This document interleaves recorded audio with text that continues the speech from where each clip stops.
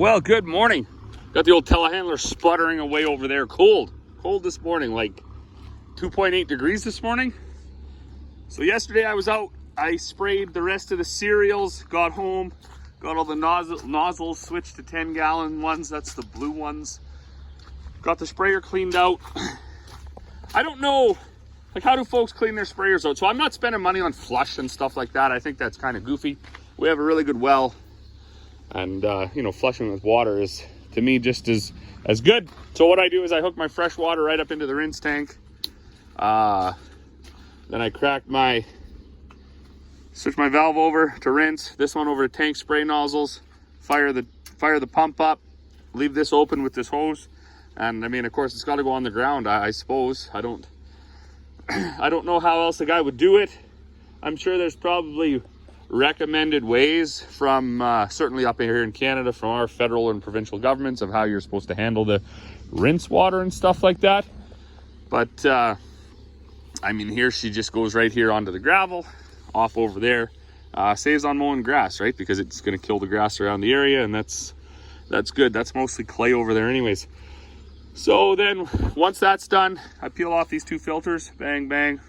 There's a 50 and an 80 mesh, and then clean that out good. Then once I know that's all good, you fold it out and then spray through the booms until it's clean. Doesn't take all that much water and doesn't take all that much time, but certainly has to be done between crops, or else you don't want to run out and kill your crop. So that's how I clean up the sprayer anyways. Seems to work for me. I haven't had any wrecks yet. One year all I did was flush water through the machine and the filters and the nozzles without taking anything off. I always try to take the filters off. But that year I didn't. I just flushed it through, and I didn't have any adverse effects there either. So it's actually quite easy to do that. So as I said, I'm going to make a couple bags here first thing in the morning. We got I gotta peel off a little side plate on this mill real quick and just stick my hand in there and see if maybe I've mixed too much molasses too fast. I think it kind of clogged up at the bottom, so it wasn't mixing as well as I had hoped it would yesterday. That's the problem with this steep cone mixer. If you ever get it clogged up in the bottom or sticky on the cone on the slope, it doesn't circulate around quite as nicely. So when you're mixing things like, well, just regular feed with nothing in it, it's kind of irrelevant if it's mixing at all. But when you start to mix, like, we don't mix that kind of stuff here, but say if you were going to mix something medicated or something, it would be really important that your mixer was mixing right. Well, good morning. It's the 19th. Beautiful morning. It's cold, but it's a beautiful morning. Just on my way over to fill up the sprayer. I guess I don't have to quite fill it up. I got about 50 acres of oats left to spray, and then that's it. 2024 is done, at least for the first pass of everything. Checking out the kids' fortress here. Gotta build the roof here at some point. So I know Corey was out getting some more. She stacked them up over there. Anyway, some more. Maybe she took them all the way up. I don't know. Some more wood for the roof. Kids got lots of stuff over here. Holy cow. Stuff everywhere. Anyways, they are pretty good kids, so I guess. I don't know where we even left off here. I don't know. I've been trying to get done spraying is what I've been trying to do. So yesterday I got what did I get? Like 500 acres of peas done and cleaned out. And then I got 140 acres of oats done yesterday. I guess 160. So just got whatever's left there to do. Corey's been kind of on her own here in the yard while I've been out spraying. loading up bags and stuff because my parents abandoned us. That's right, you heard it here. I was abandoned as a, I'll call myself a child, but I've been abandoned. So there's no help from those two. They're currently bobbing around on a river in Europe somewhere. Very selfish. But I got to jump up here, fire up the computer in here, the monitor, to see how many acres I sprayed on this 80-acre piece, and then we'll know how much we got to mix. Well, here we are, last little bit of oats here. I don't know if you can see, but there is a distinct color change. Those brown oats, I don't know what variety they are, but they're a lot lighter green than these just regular Morgan oats. So there's a little bit of a ridge right there where you can see, I think, maybe the color change. But all in all, I can't believe how tall these oats got already, like crazy. I don't know if I got the right seeding rate down for oats. You know, I was out here in my peas looking, and I think that you've got to seed peas at like 6 bushels an acre. I really do. Anywhere where I doubled over, it's like really nice. And anywhere where it's seeded at 200 pounds is when I seeded it at. I mean, it's okay. It's a decent enough pea crop. Don't get me wrong, but nothing like where I've doubled over.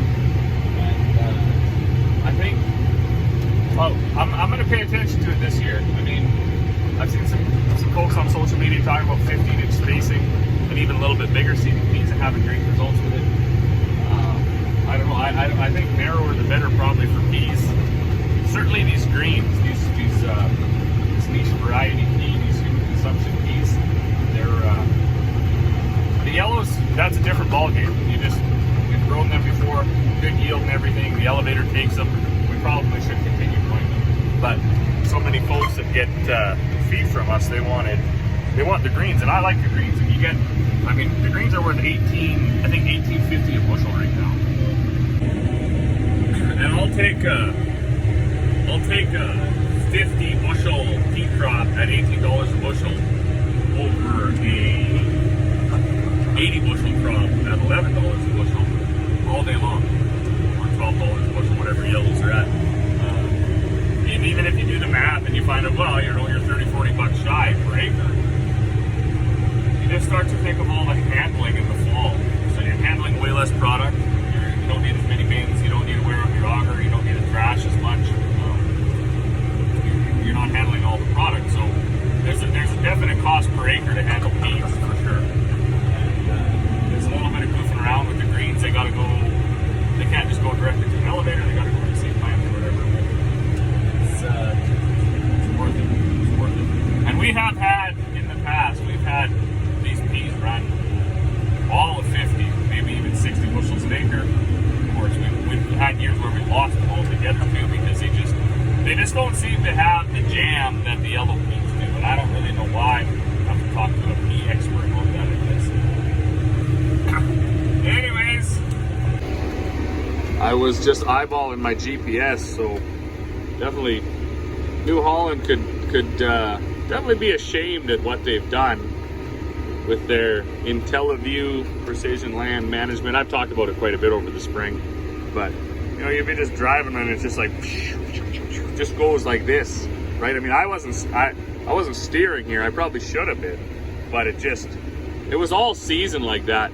I'd get a couple days of good running, and then bang, right into just driving like a chutes and ladders board. Unbelievable. So I think this fall, if we have a nice enough fall, I'm gonna get the tech out here. They do have a GPS tech, I guess. I'm gonna get him out here. We'll get the anhydrous going on that tractor and make some rounds. And most likely what we'll do is we'll go into a subscription, because I'm pretty sure I had a few hundred acres of overseeding this year. That's not cost benefit really, or a time benefit to overseed. Gotta get that figured out. Well, good evening. Unholy man, this time seemed to be just flying by these last, I don't know, a couple of years, really. Just, it's like, boom, spring seeding's here, and then right away we're spraying, and then right away it's harvest, and then right away that's how it feels like right now. I mean, the summer's just flying by. I've got several things on the go here. We did finish spraying, so everything's done. Now we might have to do another pass of canola. Maybe, maybe not. We'll check that in the next week or so here. But everything's been sprayed once. I made a couple bags today. We got some mixer validation reports and stuff to do, some samples to send out. So we've got those bagged up and ready to get sent out. That's a CFIA federal inspection thing. There's still some tractors and stuff to wash over there. Hopefully I can get to that right away. I got a few more bags to make tomorrow. Some stuff that I kind of was pushing off for a few days here while I was trying to get wrapped up spraying. Spraying is one thing, of course, you want to get when you can, because once the wind picks up and the rains start and everything, then you end up a day late and $1 short. But Buddy had his kindergarten grad today, so I was out. I made some bags, and then what did I do? No, I was out. I was spraying this morning, and then I came back, and then I made some bags, and then loaded out some totes, loaded out some molasses, stuff like that, and then we ran off to Buddy's grad. We came home, and I had promised the kids that I would help them build a tree fort. So if you're new at all to the channel, or this is the first one you're watching, you're gonna boom here, you're gonna get to see the whole thing. So originally the kids had this playhouse over here, which I thought was enough because I didn't have a playhouse or a treehouse. Not that I was hard done by. I had a very good childhood, but anyways, I didn't have a sweet playhouse like that. So that wasn't good enough. They wanted a tree fort. So fast forward to here now. We dug in 4 power poles, built this rock wall for them so they can climb up. There's a slide. It's going to come on come tomorrow or the next day for right here. And then we'll build another probably set of steps here or something. Then you climb up, and this is the first floor. This is like 7 feet off the ground. And it has the same railing as our house. Doesn't have the fancy trim wood, so we just drilled holes in the 2x4s, treated 2x4s, and put the same bars anyway, so it looks the same.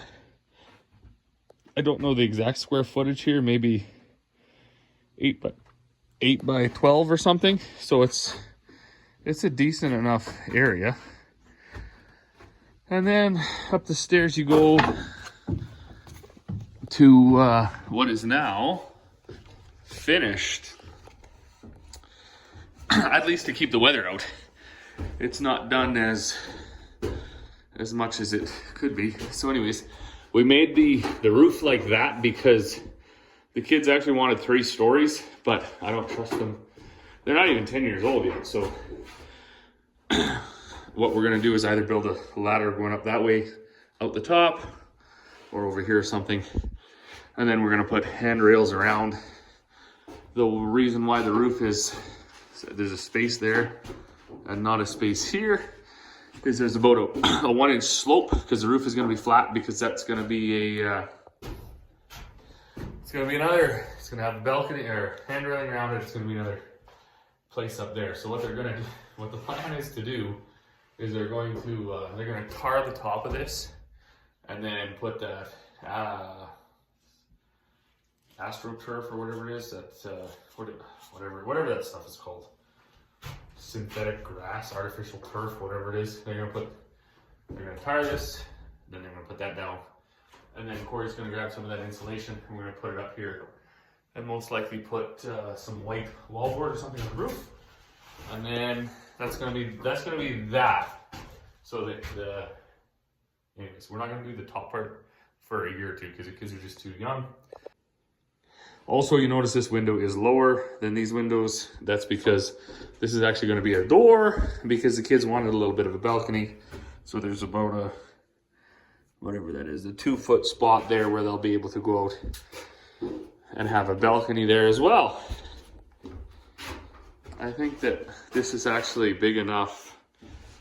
I might just move in here. I don't know.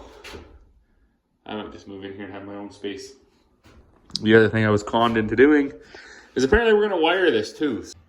A rain day project. Once I get everything else done, I will go find me some wire and some receptacles, and I will get her wired up for the guys.